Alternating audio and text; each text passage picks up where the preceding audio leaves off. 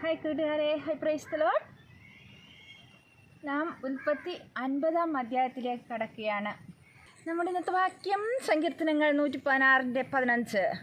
തൻ്റെ ഭക്തന്മാരുടെ മരണം യഹോവയ്ക്ക് വിലയേറിയതാകുന്നു. സങ്കീർത്തനങ്ങൾ 116:15.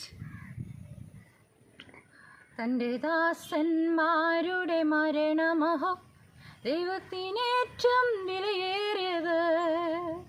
തൻ്റെ ദാസന്മാരുടെ മരണമഹോ ദൈവത്തിനേറ്റം വിലയേറിയത്. പ്രിയരെ ഒന്നായി ചേർത്തണച്ചു പ്രാണനാഥനെ ആരാധിക്കും. പ്രിയരെ ഒന്നായി ചേർത്തണച്ചു പ്രാണനാഥനെ ആരാധിക്കും.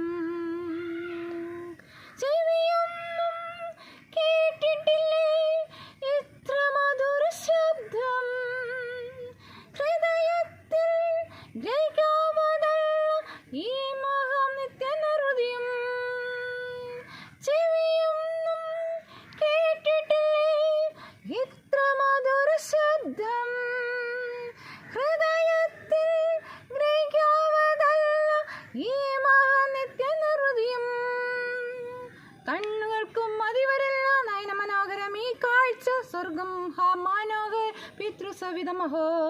കണ്ണുകൾക്കും മതിവരല്ല നയന മനോഹരം ഈ കാഴ്ച, സ്വർഗം ഹാ മനോഹരം പിതൃസവിധമഹോ. തൻ്റെ ദാസന്മാരുടെ മരണമഹോ ദൈവത്തിനേറ്റം വിലയേറിയത്. തലമുറകൾക്ക് അനുഗ്രഹം നൽകിയ മാതൃകാ ജീവിതം, ലോകത്തിനേറ്റം അത്ഭുതം നൽകുന്ന ദാമുപദേശം. തലമുറകൾക്ക് അനുഗ്രഹം നൽകിയ മാതൃകാ ജീവിതം, ലോകത്തിനേറ്റം അത്ഭുതം നൽകുന്ന ദുമാമുപദേശം. സ്വർഗീയ ദൂതന്മാരുടെ പരിപാലന വ്യക്തിത്വം, രാജാക്കൾ നേതാക്കൾ വണങ്ങിടുന്ന ദൈവമഹത്വമഹോ. സ്വർഗീയ ദൂതന്മാരുടെ പരിപാലന വ്യക്തിത്വം, രാജാക്കൾ നേതാക്കൾ വണങ്ങിടുന്ന ദൈവമഹത്വമഹോ. ചെവിയൊന്നും കേട്ടിട്ടില്ലേ ഇത്ര മധുര ശബ്ദം, ഹൃദയത്തിൽ ഗ്രഹിക്കാവതല്ല ഈ മഹാനിത്യനഹൃദയം. കണ്ണുകൾക്കും മതിവരില്ല നയന മനോഹരം ഈ കാഴ്ച, സ്വർഗം ഹാ മനോഹരം പിതൃസവിധമഹോ. കണ്ണുകൾക്ക് മതിവരില്ല നയന മനോഹരം ഈ കാഴ്ച, സ്വർഗം ഹാ മനോഹരം പിതൃസവിധമഹോ.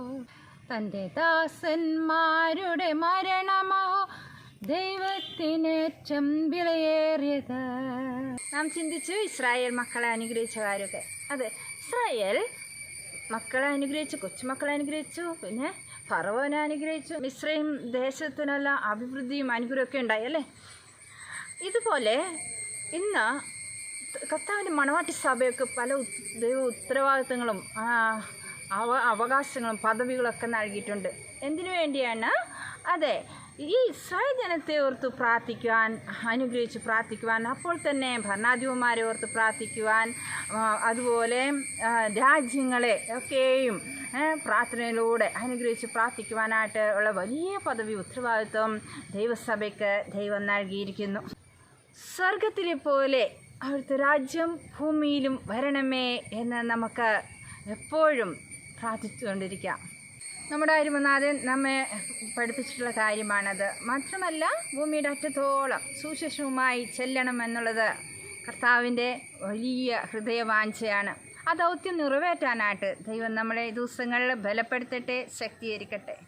യാക്കോബ് തൻ്റെ മക്കളെ അനുഗ്രഹിച്ച ശേഷം തൻ്റെ നിര്യാണകാലം അടുത്തൊന്നും അത് അടക്കം ചെയ്യേണ്ട കാര്യങ്ങൾ എവിടെയൊക്കെയാണെന്നും ഒക്കെ പറഞ്ഞതിന് ശേഷം അദ്ദേഹം കട്ടിൽമേൽ കാലെടുത്ത് വെച്ചിട്ട് പ്രാണനെ വിട്ടു.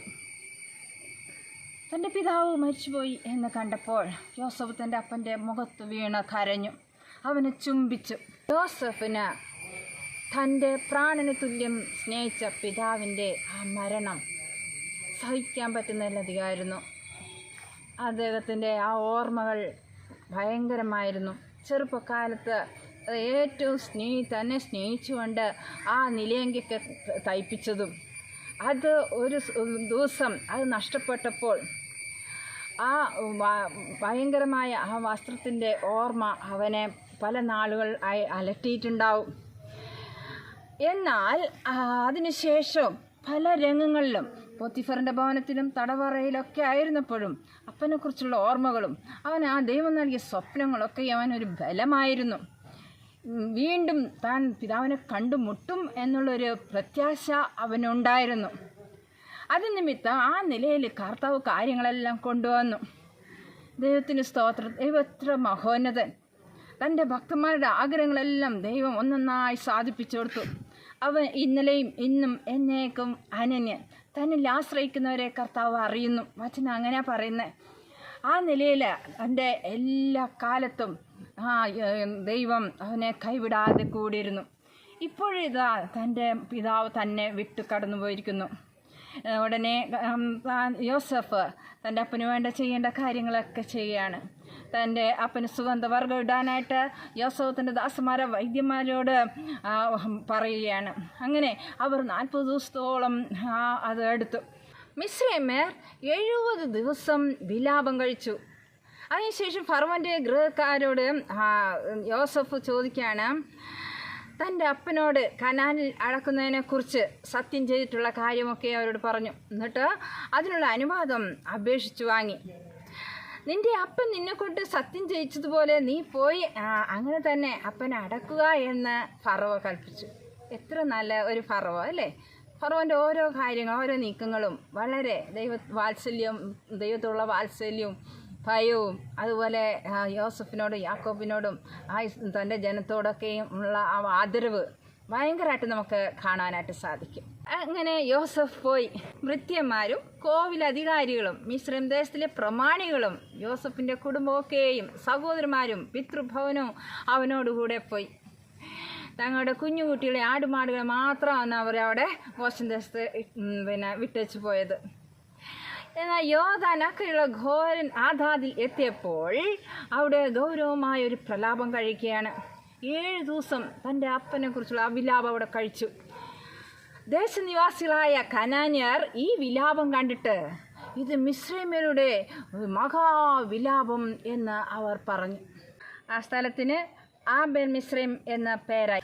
അങ്ങനെ യോസഫ് അപ്പനെ കനാൻ ദേശത്ത് കൊണ്ടുപോയി. മമ്മയ്ക്ക് സമീപം അബ്രഹാം ഹിത്യനായ എഫ്രോനോട് നിലത്തോടുകൂടെ ശ്മശാന ഭൂമിയായി ജന്മം വാങ്ങിയ മക്പേല എന്ന നിലത്തിലെ ഗുഹയിൽ അടക്കം ചെയ്തു. യോസഫ് അപ്പനെ അടക്കിയ ശേഷം യോസഫും സഹോദരന്മാരും യോസഫിൻ്റെ അപ്പനെ അടക്കുവാൻ കൂടെ പോയിരുന്ന എല്ലാവരും മിസ്രൈമിൽ മടങ്ങി വന്നു. ദൈവം യോസഫിന് മേൽ വലിയ ദൗത്യങ്ങൾ നിറവേറ്റാനായിട്ട് സഹായിച്ചു. അവരെല്ലാവരും ഒന്നിച്ച് ഒരു തൃപ്തിയോടെ സന്തോഷത്തോടു കൂടെ ദൈവസന്നിധിയിൽ പിന്നെയും ആയിരിക്കാൻ ഇടയായിത്തീർന്നു. തൻ്റെ ദാസന്മാരുടെ മരണമോ ദൈവത്തിനേറ്റം വിലയേറിയത്.